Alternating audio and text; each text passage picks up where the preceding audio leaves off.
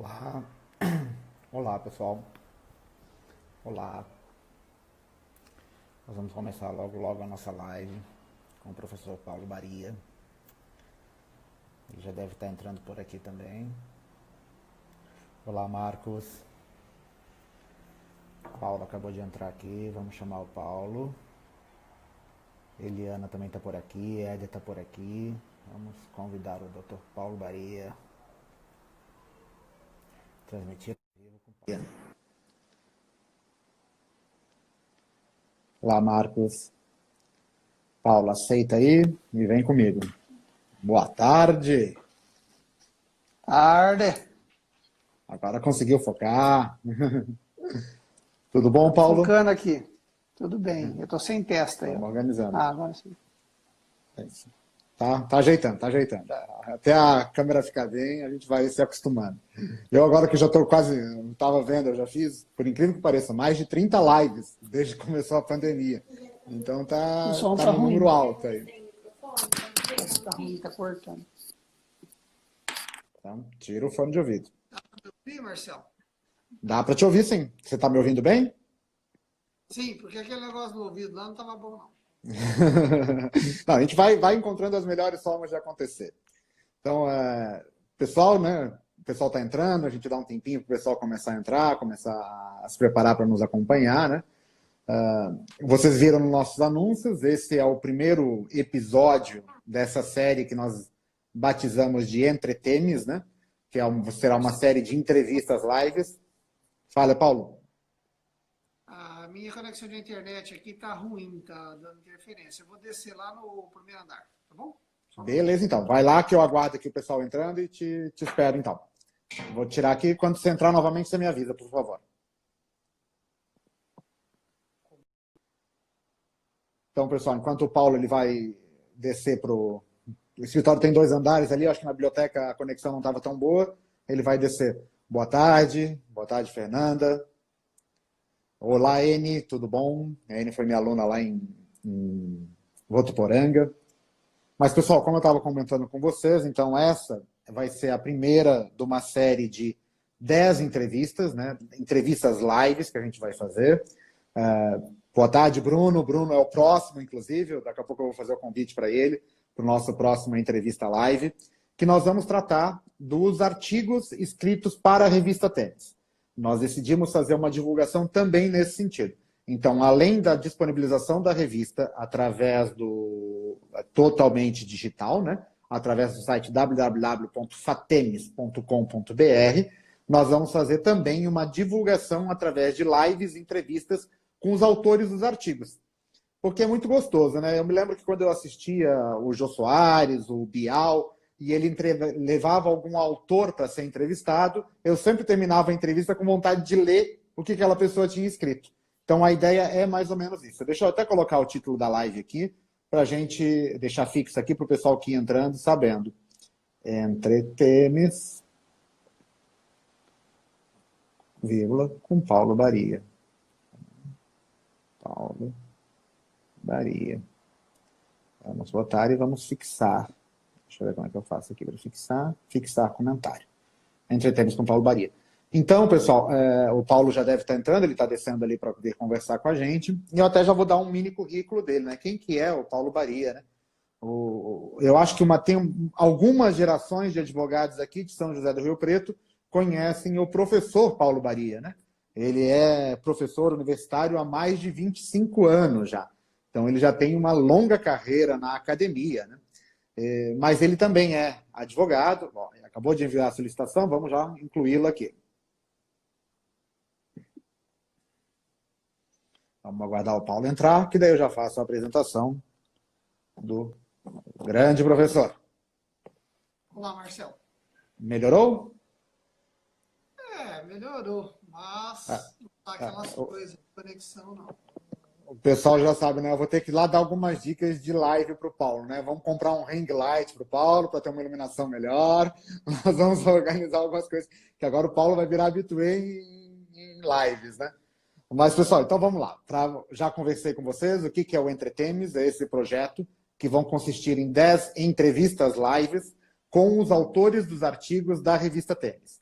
A revista Tênis você encontra ela totalmente digital, de forma gratuita, no www.fatemes.com.br. Ela tem no formato de PDF. Para quem utiliza Kindle e outros instrumentos de leitura, ela também tem o formato .pub, né? Para poder abrir nesses instrumentos de leitura, para poder facilitar o acesso a todo mundo. E ela também vai sair na edição impressa, salvo engano, em no máximo 2 semanas a gente já está com as edições impressas e sendo distribuídas para o Brasil inteiro.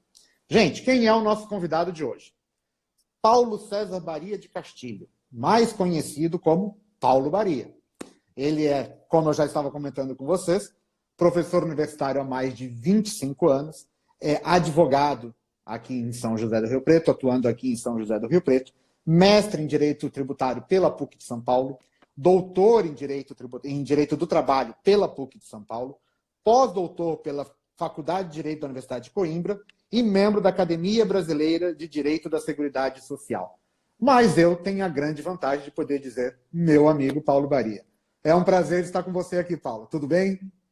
Tudo bem, Marcelo. O prazer é todo meu, né? Você é um entusiasta e um high-tech em pessoa, né? Que ainda chego lá para ter essa iluminação e essa maquiagem bonita. Nós vamos fazer essa troca, né? Eu vou agregando conhecimento que tu tem a me transferir e eu vou te dando as dicas de iluminação e maquiagem. Paulo, me diz, você é natural aqui de Rio Preto? Vamos te apresentar um pouco pro pessoal te conhecer um pouco melhor. Sim, Marcelo, sou natural aqui de São José do Rio Preto mesmo. Nascido, criado, batismado, crismado. Crismado, né? E casado aqui em Rio Preto também, né?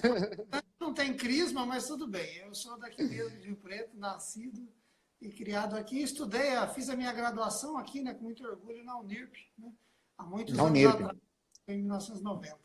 Mas a tua graduação não é apenas em Direito, né? Você tem outra graduação também, né? Eu tenho também na área de contabilidade, né? Eu comecei trabalhando como contador. Depois que eu migrei ao mesmo tempo, assim que eu terminei a contabilidade, para o Direito. Perfeito. Formasse em 90, que estava falando isso? A graduação em Direito foi em 90 que eu concluí. Na minha época eram 4 anos ainda o curso de Direito, né? Agora são 5 anos.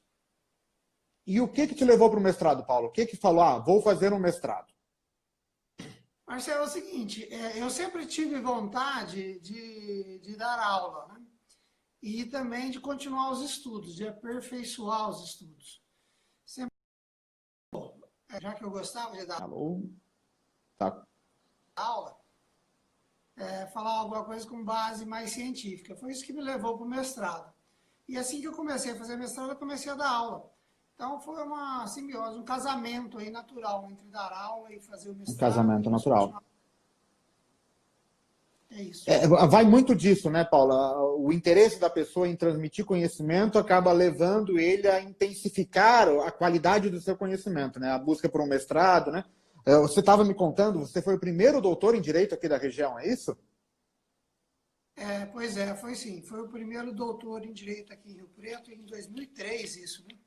Em 2003. Havia outros doutores de Direito aqui, por exemplo, o professor Gentil Faria, que diretor científico da nossa revista, mas ele não era de Rio Preto, ele veio por causa da Unesp para dar aula aqui, ele é de outra cidade do interior de São Paulo. Mas aqui, assim, nascido, criado, batismado, eu fui doutor em Direito. Inclusive, uma vez eu participei de uma banca de mestrado na FAMERP aqui em Rio Preto. Olha só. Na FAMERP? Olha só. Pois é. Era um assunto que envolvia direito, eles não achavam, né, um doutor em direito, me acharam. E foste participar da banca.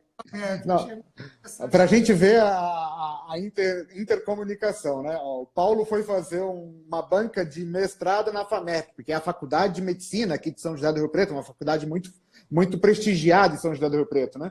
E essa intercomunicação não é uma coisa tão esdrúxula, né, Paulo? Afinal, nós tivemos um médico membro do STF, né? Barata Ribeiro foi o primeiro médico que foi nomeado ao STF, né? Ele não permaneceu, mas foi nomeado à época ao STF. Ou seja, há sempre uma intercomunicação, né? Cada vez mais, né, Marcelo? A vida em sociedade, ela gera várias intersecções, né? E, por exemplo, nesse mestrado lá da FAMERP se discutia a questão psicológica e jurídica de recuperandos, drogados, etc, etc, etc. Por isso que eu fui convidado. Não cada vez mais a gente vê, né, até o próprio governo ele tem as reestruturações dos programas pedagógicos, né, fazendo uma interdisciplinariedade cada vez maior, né, Paulo? A gente tem constatado isso frequentemente, né? Sempre que eu dei aula na faculdade, né, a palavra de ordem do MEC era essa, interdisciplinariedade. Você conseguir transitar pelas matérias, pelo menos do direito, pelas várias matérias do direito, mas hoje também com outras ciências, né? Isso é interessantíssimo. Até no dia do lançamento da nossa revista, né, que foi quinta-feira passada, a gente falava sobre isso, né, trazer novos temas, né, procurar autores que escrevam sobre novos temas, falamos dos direitos animais, direito e tecnologia, né, algumas novidades que a gente tem que trazer para o nosso dia a dia, porque é uma realidade, né, Paulo?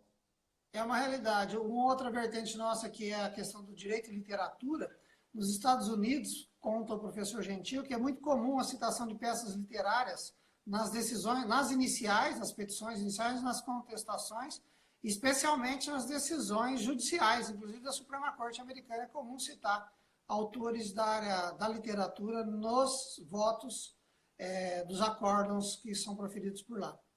Não, que bonito que fica, né? Imagina, daqui a pouco eu vou começar a citar novelas nas minhas sentenças, então... Afinal, é uma forma de literatura também, né? Sim. Paulo, entrando no nosso tema, né? O nosso artigo que abre a nossa revista, né? É o primeiro artigo da revista, Tudo se cria, nada se copia. Eu dei uma boa lida no artigo, me encantei com as palavras, e logo de início... Tu trouxe um termo, até eu quero te comentar sobre isso, eu não sei se teve ligação ou não. Você usou o seguinte termo, as ideias são disseminadas pela rede mundial de computadores com uma velocidade estonteante. Ao ler essa frase, me veio à cabeça Milton Nascimento, que tem uma música, Um Índio, que ele fala exatamente isso. Um índio descerá de uma estrela linda e brilhante, que virá numa velocidade estonteante. Não teve como eu não pensar. E querendo ou não, o artigo todo é mais ou menos nesse sentido, né? Você faz diversas citações dizendo que a ideia de se produzir algo científico é reanalisar com outros olhos aquilo que quiçá já foi escrito. O que você acha disso, Paulo? Então, esse que acabou se tornando o primeiro artigo da revista, na verdade era para ser uma introdução, um prólogo, alguma coisa assim.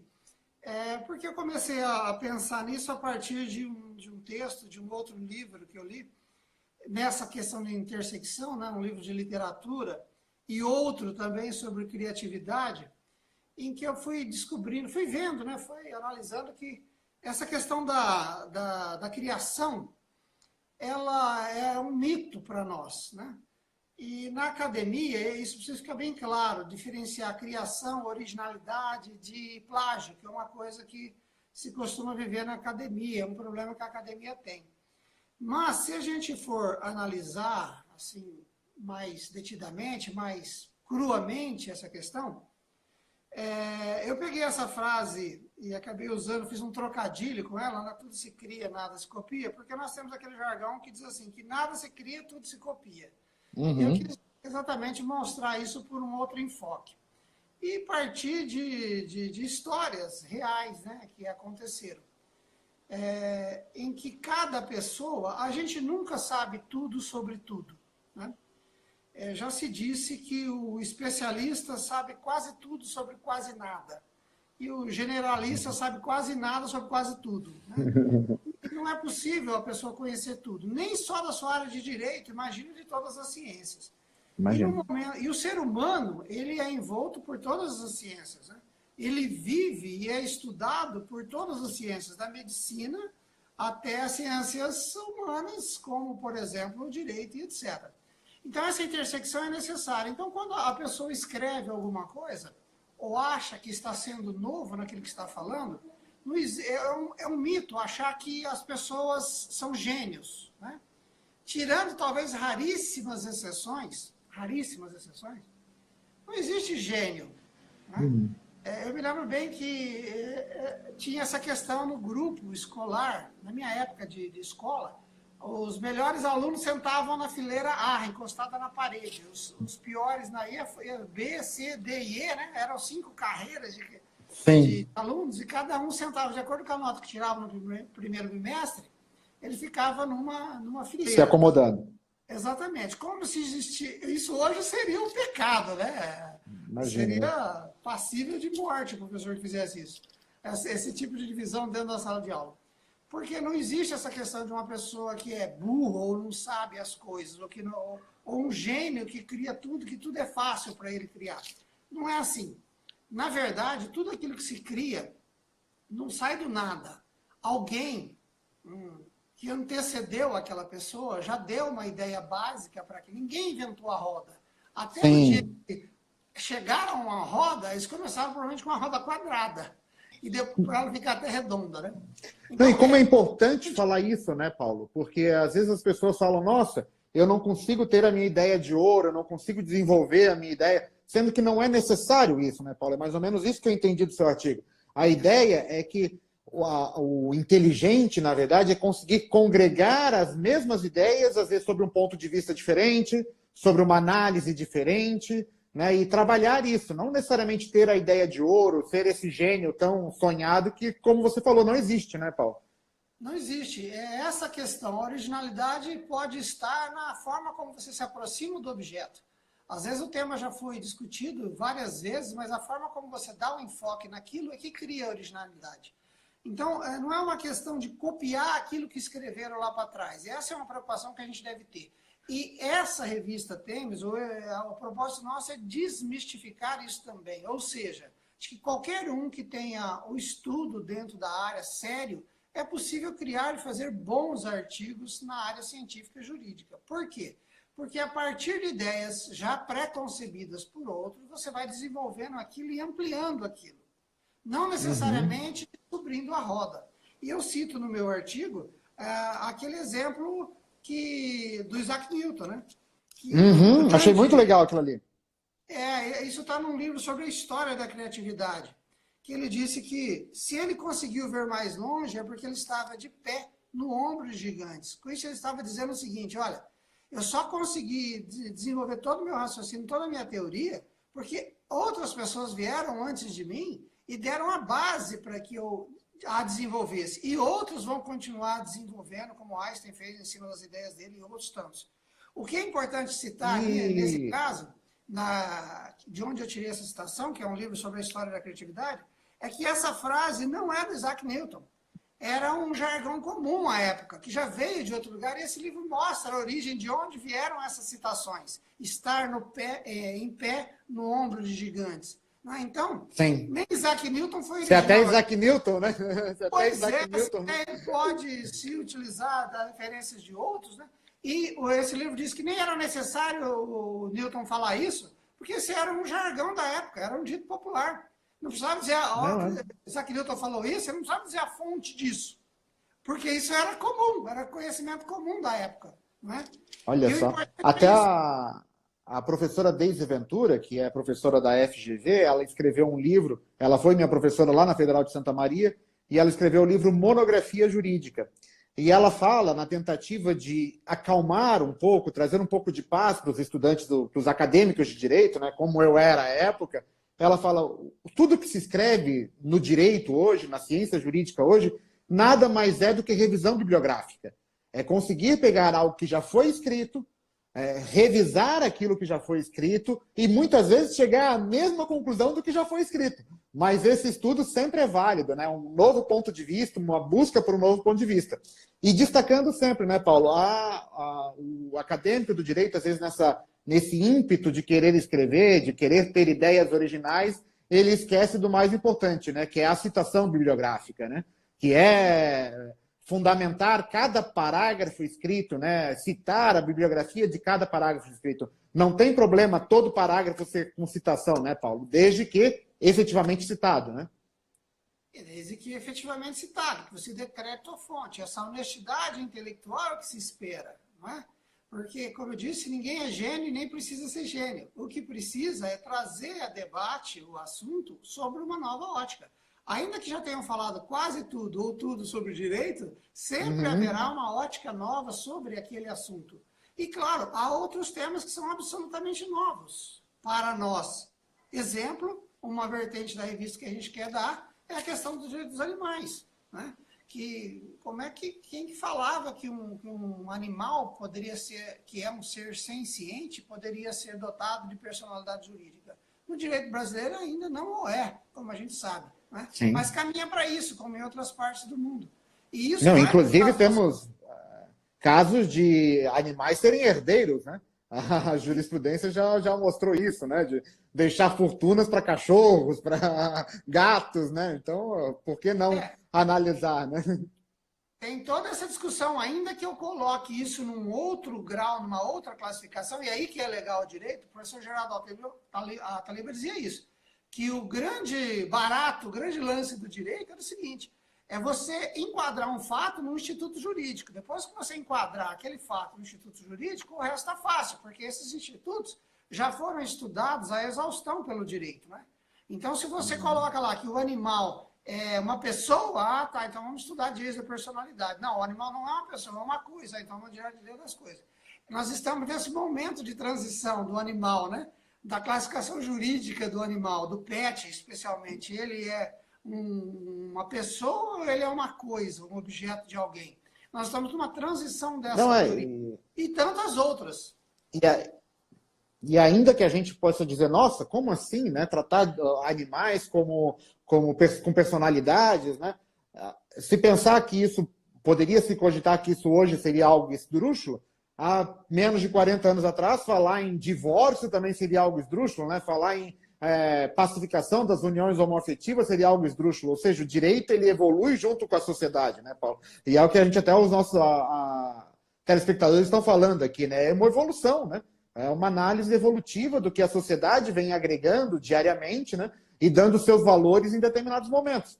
E escrever sobre isso é importante, né, Paulo? É trazer isso para o debate científico, né? Sobre essa questão da atualização, isso é importantíssimo, né? Karl Barth, que é um teólogo protestante que viveu na Suíça no século passado, ele dizia que o cristão é aquele que tem a Bíblia numa mão e o jornal na outra. Se eu fosse parafraseá-lo no mundo jurídico, eu diria que o jurista é aquele que tem o código de leis numa mão e tem o jornal na outra. E o jornal na outra. É você fazer direito sem conhecer a tua realidade social. E como é que esse direito se insere na realidade social? Nós poderíamos citar aqui, passar a tarde inteira citando exemplos, mas vou falar de uma decisão que eu lhe mandei ontem, de uma juíza do TRT da 2ª Região, que reconheceu o vínculo nesses casos das benditas plataformas digitais, que a semana passada fizeram greve os entregadores de plataforma. Dia 1º de julho. Esse é um direito novo.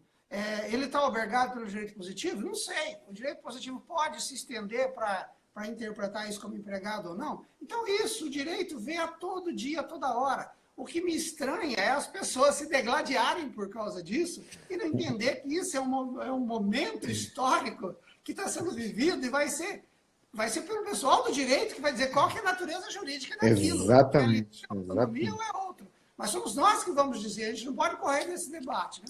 Ainda que nesse debate que a gente estava ontem, no nosso grupo de debates, eu ainda falei, né? Quiçá, de repente, a CLT será uma velha roupa que não serve nesses novos padrões, né? Isso. Né? Nós temos aí, desse debate, dessa pesquisa que a gente não pode se furtar. Né? A Constituição, não existe Constituição de 88. O que existe é a Constituição Federal de 88 aplicada em 2020. É essa a questão. Né? Quando se fala em prisão em segunda instância e tantos outros temas, eu penso por esse viés, pela atualidade do direito. E quem dá essa atualidade é o intérprete. Sempre será o intérprete. Né? O direito é como uma música. Cada um interpreta de um jeito, mas é a mesma música. Né?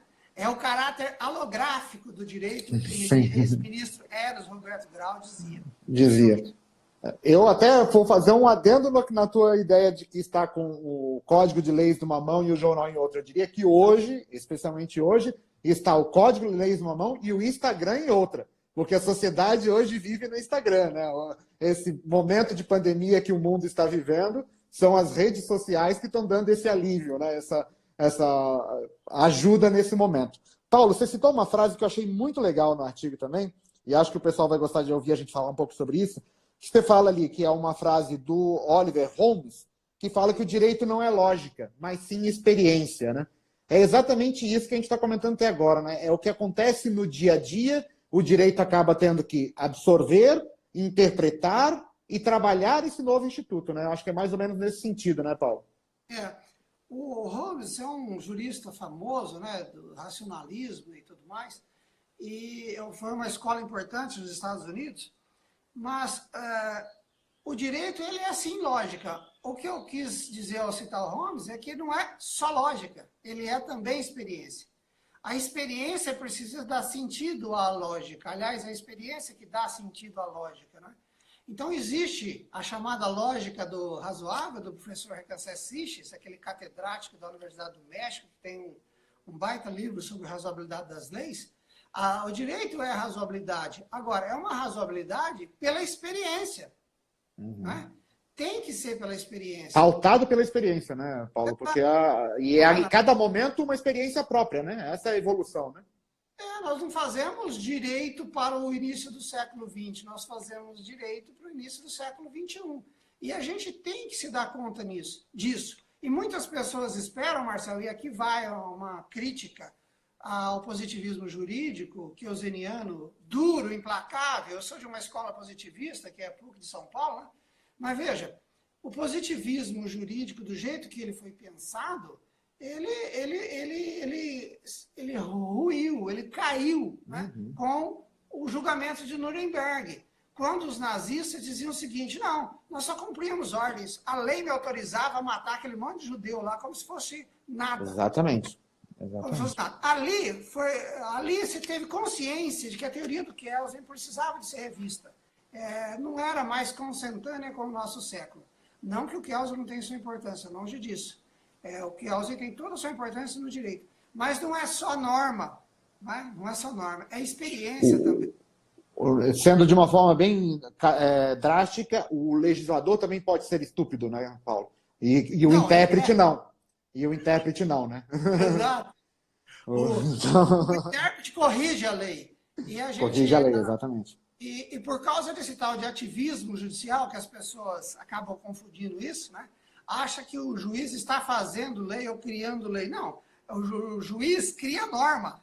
Essa é a função dele, a função criadora do juiz. Tem um juiz de Rio Preto aposentado, que mora no meu condomínio, que é o Dr. Juvencio Gomes Garcia, que graças a Deus está lá velhinho, mas vivo. Ele tem um livro escrito sobre isso, que eu tive o prazer de ler e ser autografado por ele, que é a função criadora do juiz. Quando o juiz sentencia, decide, ele transforma a lei em norma. Ele transforma aquele direito positivo, a letra fria da lei, numa norma de conduta concreta. E o juiz tem... Essa é a função do juiz. Então, eu fico assim, estarrecido quando falam do ativismo judicial. Claro que eu estou tirando aqui as exceções. Sim. As exceções. Porque tem também gente que julga de acordo com a sua cabeça apenas. Não. Pensa no sistema, tem a coerência dentro do sistema jurídico. E quando o juiz julga com coerência dentro do sistema jurídico, nós vamos entender que não há decisão certa ou errada. Existe decisão que combina os demais fatores do direito com aquele caso concreto que foi posto. Claro. O judicial é a aplicação natural da lei. É assim que a lei é aplicada. Olha que incrível, você falando isso agora... Olha que incrível, você está falando isso agora e entrou aqui entre os nossos acompanhantes a professora Janete Deste, que é juíza do trabalho aposentada lá do TRT4, e me preparou na época para o concurso público da magistratura. E ela falava exatamente isso. Marcel, quando você estiver fazendo a sentença na prova de concurso, você tem que analisar a lei de acordo com aqueles fatos que estão sendo apresentados ali. Você tem que fazer essa interpretação, você tem que ter esse ativismo judicial. Quanto ela falava isso na época que estava me preparando para o concurso ainda. Então, é uma realidade, né, Paulo? Só que muitas vezes a gente se depara com a sociedade não sabendo, não entendendo o que é esse tal de ativismo judicial, né? E a gente precisa de momentos como esse, né, para explicar um pouco disso, né? Exatamente isso. As pessoas, de forma geral, confundem ativismo judicial com arbitrariedade. São coisas totalmente distintas. O ativismo judicial sempre houve, sempre haverá. O juiz precisa interpretar a lei. Não é possível que um código de leis vá resolver todos os casos concretos do mundo. Por quê? Porque a realidade é muito mais fértil do que a imaginação do Bob já falava, sempre falou isso, né? Norberto Bob sempre falou isso. Tudo numa lei. Não dá. Tem casos concretos, os casos são diferentes, as pessoas são diferentes, né?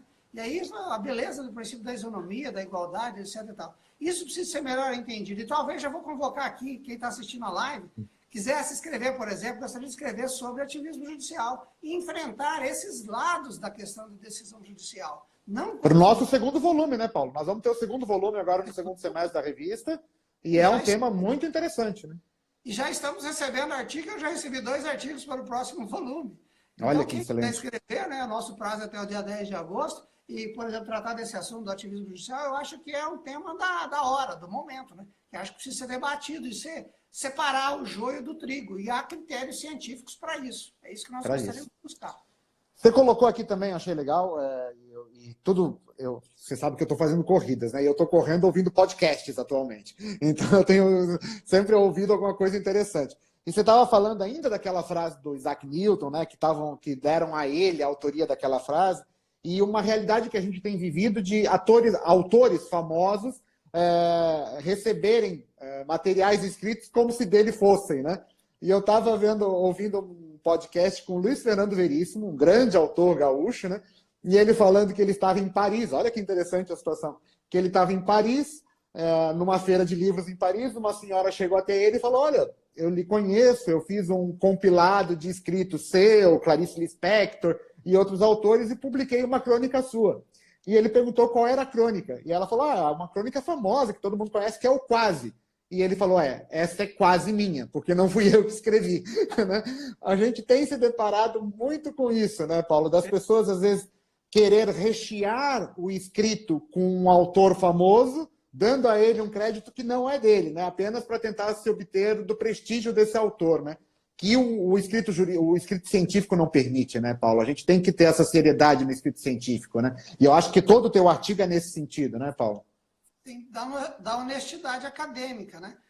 De tudo na vida, mas acadêmica também, ou seja, se aquilo vem de outro lugar, cita a fonte. Mas isso não impede que você a cite, faça a citação e também coloque a sua pitadinha de sal ali. Olha, mas podia ser também por aqui. Esse que é interessante, é isso que faz a ciência evoluir. É isso que é ficar no ombro de gigantes vendo lá na frente. Como é que as coisas poderiam ser a partir da sua visão. Isso que é o bacana e é o interessante. E não ficar simplesmente com aquela filosofia que não vai para lugar nenhum, ficar discutindo o sexo. Exatamente. Isso vamos cumprimentar aqui, Paulo. O doutor Samuel Hugo Lima acabou de nos dar um aceno aqui, está participando da live com a gente. E, aliás, doutor Samuel, o Paulo me ligou essa semana e falou: olha, conversa com o Samuel para ver se ele escreve um artigo para a nossa revista, né? Eu vou entrar em contato com o doutor Samuel, né? Vamos estimular a escrita, né, Paulo? Perfeito, doutor Samuel, muito obrigado por estar participando com a gente. Essa questão da honestidade intelectual, de colocar sempre uma pitadinha a mais, isso é o que faz a ciência ser interessante e é o crescimento da própria ciência, né? Não é possível a gente ficar estanque achando que aquela teoria não vai mudar nunca. O homem muda, a sociedade muda e essas coisas vão ter que mudar. Não e muitas vezes essa citação honesta, né, fundamentada e com a citação bibliográfica correta, pode servir exatamente para expor essa mudança, né, Paulo? Olha, em 1995, onde se escreveu isso, pensava-se daquela forma, a sociedade vivia daquela forma. Agora, em 2020, estamos em outra situação. Acho que a citação ela é muito importante, né? Criar, pode copiar, desde que copie falando de quem eu estou copiando, né? Exatamente. E tem as regras da BNT para você fazer uma citação, né? Até 3 linhas dentro do próprio parágrafo. 3 ou mais e você já joga em destaque. Mas eu uso um recurso também que eu acho muito interessante, Marcelo. O que eu fiz aqui? Só um pouquinho que eu virei a cena aqui, Paulo. Só um pouquinho. Que eu fiz alguma coisa que eu não devia ter feito. Aqui. Ó, tá todo mundo dando meu café. Pronto, voltei. Pode falar, Paulo. Desculpa.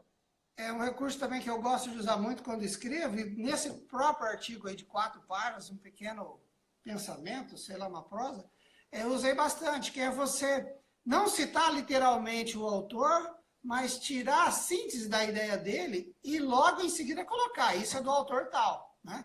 A referência da fonte que você tirou. Você não precisa citar literalmente o autor, você tem que ter a honestidade científica de dizer que a ideia original é dele. Agora, dela, eu vou avançar para cá, ou vou para a direita, ou vou para a esquerda.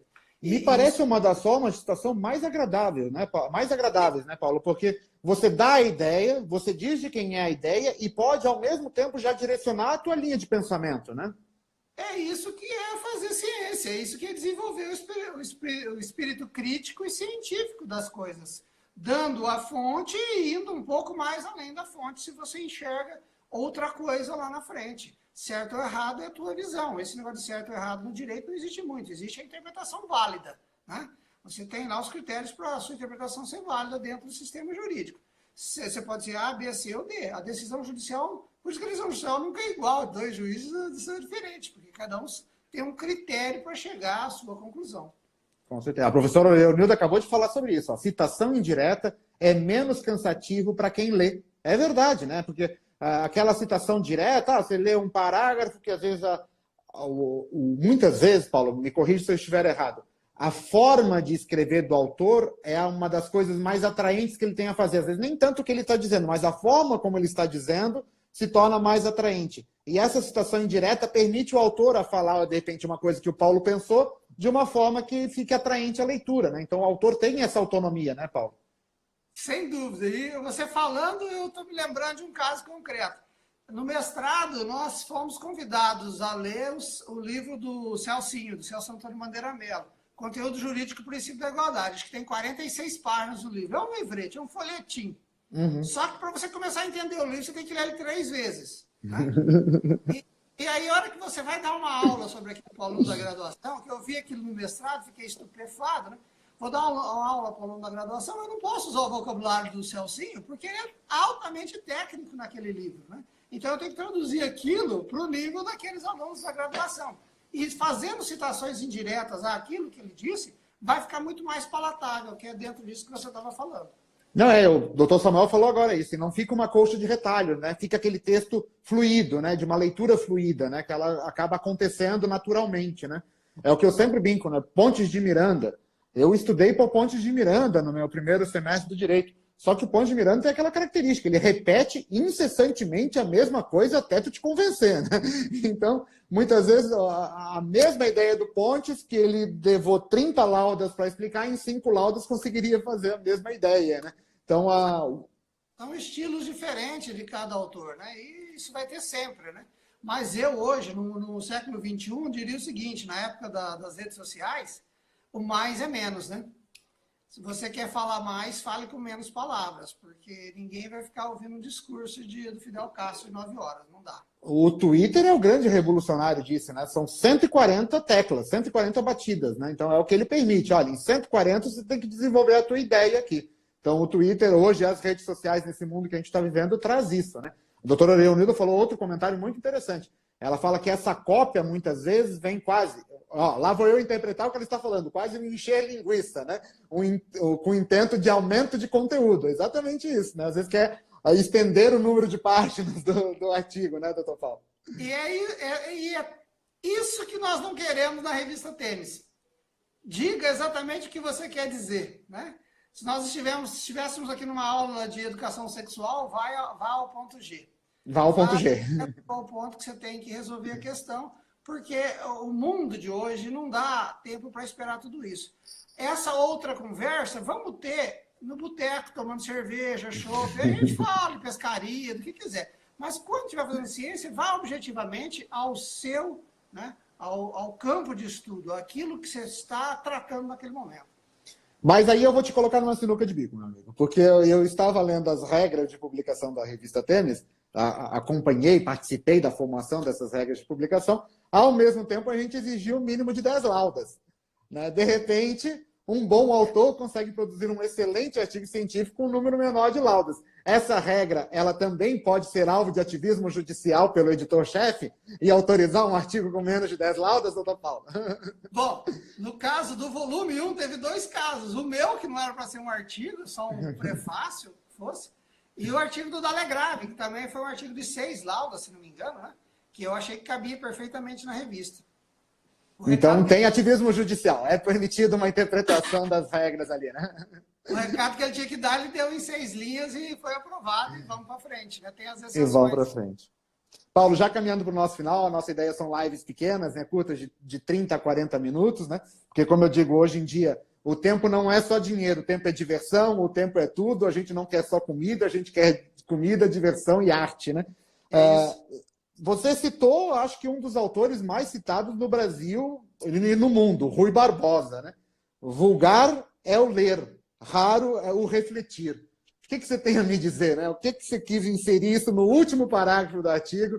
Que instigada é essa, que cutucada é essa para os futuros autores, Paulo?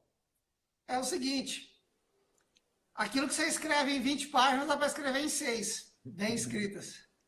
É isso. É esse, né? A concisão é uma técnica, gente. Você não nasce um cara conciso, né? Tem gente que divaga muito. Se você é desses que divagam muito, tem dificuldade para escrever, vai esticando, eu posso dizer para vocês, né? Nós já fizemos cursos aqui na OAB, vários, sobre isso, sobre redação jurídica. A concisão é uma técnica. E tudo na vida se aprende. Se você aprender as técnicas de concisão, inclusive com determinadas palavras, determinado sentido, você vai reduzindo aquilo que você fala. É nesse sentido que eu citei o Rui Barbosa, né? Não vai só transcrevendo, lendo, etc, etc. O aluno, quando vai começar um TCC, ou um mestrado, ou um doutorado, escrever uma tese, uma dissertação, ele levanta uma bibliografia de 833 livros. Depois ele usa 2 ou 3. Né? Então, não adianta isso. Vá aquilo que realmente é útil e necessário. É isso que eu quis dizer. Reflita sobre o que você vai falar. Deixa eu ver se eu entendi. Vamos valorizar a ciência, desmistificando essa necessidade de longos alfarrábios, de grandes escritos, e sim trazendo de forma concisa esse conhecimento. A gente tem falado isso para tudo, né, Paulo? Não só para artigo científico, como peças judiciais, sentenças, acórdãos, né? Exatamente isso. A sabedoria mora na simplicidade, a beleza mora na simplicidade. Né? Você pega o Código Civil de Clóvis Bilacqua era um código enxutinho, numa linguagem fácil, você conseguia entender aquilo facilmente. Constituição norte-americana, né, Paulo? Vamos já citar os nossos... É isso que eu...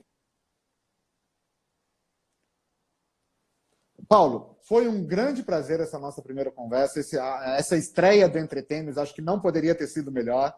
Tivemos aqui um público seletíssimo participando com a gente, assistindo a nossa entrevista. Pessoal, eu espero que vocês participem. Como eu já comentei, ela será a cada 15 dias, né? Vai ficar marcado o Entretemos. Essa estreia foi na quinta-feira, mas o horário do Entretemos será terça-feira, às 17 horas, live com entrevista, cada um dos artigos publicados na revista. Não deixem de acessar a nossa revista para ter acesso aos artigos, www.fatenes.com.br. Como eu falei, a revista pode ser baixada em PDF, em arquivo para Kindle e outros instrumentos de leitura, de facílimo acesso. Doutor Paulo, eu lhe passo a palavra para despedir do pessoal e convidar os nossos futuros autores para participar da nossa revista, né? Sem dúvida, eu quero aproveitar esse espaço para dizer o seguinte, todos vocês, agradecer primeiro a presença de todos vocês aqui na live, convidá-los a escrever, as regras para escrever estão lá na revista, e vai ser uma honra recebê-los, trocar ideia, tirar dúvidas, estaremos sempre à disposição. Muito obrigado por vocês estarem com a gente nessa tarde. Pessoal, a live vai estar disponível pelo YouTube, também no site da revista, então toda vez que você for, vão ser 10 entrevistas, como eu já tinha falado, vai ter o link da entrevista para você conhecer o autor. A ideia da nossa live, do nosso Entretemos também é isso, né? Às vezes a gente lê e não consegue visualizar. Eu lembro de uma colega, para encerrar com um calzinho, né? Eu estudei pela série do Venosa, né? E o Venosa, o Silvio Venosa, Direito Civil, cada edição ele lançava numa cor diferente. Então teve o Venosa azul, o Venosa verde, o Venosa vermelho. E uma vez nós levamos o professor Silvio Venosa palestrar em Santa Maria e a minha colega chegou, nossa, eu achava que o senhor era verde, porque toda a minha coleção do Silvio Venosa é a verde, né? Então vamos conhecer os nossos autores, a Entretemos é para isso, para a gente visualizar, um contato visual, ouvir, né? Ativar todos os sentidos, né, Paulo? É isso mesmo. Estamos juntos nessa empreitada de tentar fazer um mundo melhor por meio de um direito mais vivido, mais estudado e mais praticado. E com humor, sempre com um bom humor, né? Gente, um grande abraço. Paulo, muito obrigado, meu amigo. Um bom descanso. Nos falamos. Um grande abraço, gente. Obrigadão. Um abraço. Até logo.